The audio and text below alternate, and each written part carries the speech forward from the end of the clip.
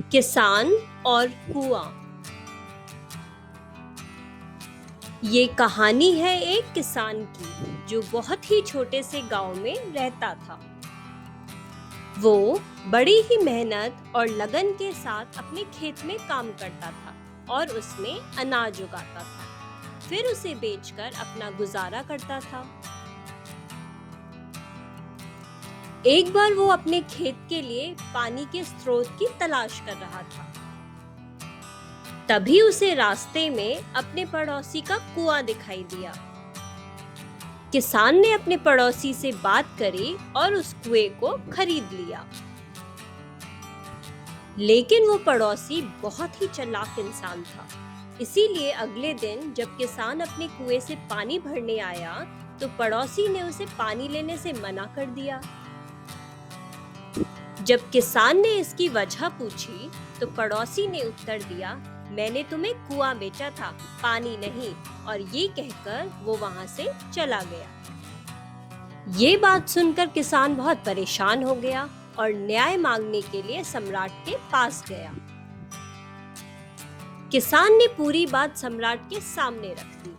बादशाह ने अपने 9 में से एक सबसे बुद्धिमान मंत्री बीरबल को बुलवाया।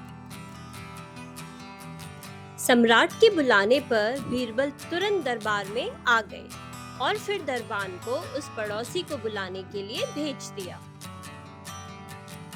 अब बीरबल ने पड़ोसी से प्रश्न किया, तुम किसान हो, कुएं से पानी लेने क्यों नहीं देते? आखिर तुमने किसान को कुआं बेच दिया है। इस सवाल पर पड़ोसी ने जवाब दिया, बीरबल जी, मैंने किसान को कुआं तो बेचा था, लेकिन उसमें जो पानी है वो नहीं। इसीलिए उसे कुएं से पानी निकालने का कोई अधिकार नहीं है। अब पड़ोसी का यह उत्तर देने पर बीरबल एकदम शांत हो गए और कुछ समय लिया इस घटना का हल खोजने के लिए। फिर कुछ समय सोचने के बाद बीरबल ने कहा, देखो, चूंकि तुमने कुआं बेच दिया है, इसीलिए तुम्हें किसान के कुएं में पानी रखने का भी कोई अधिकार नहीं है।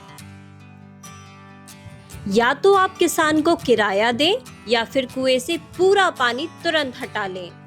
अब पड़ोसी को ये महसूस हुआ कि उसकी योजना विफल हो गई है, तो पड़ोसी ने माफी मांगी और अपने घर चला गया।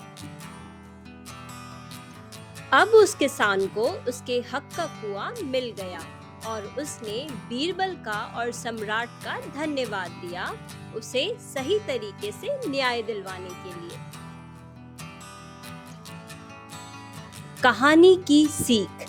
इस कहानी से हमें ये सीख मिलती है कि किसी को धोखा देने से आपको कुछ नहीं मिलेगा, लेकिन इसका नतीजा आपको जल्द ही भुगतान करना पड़ सकता है।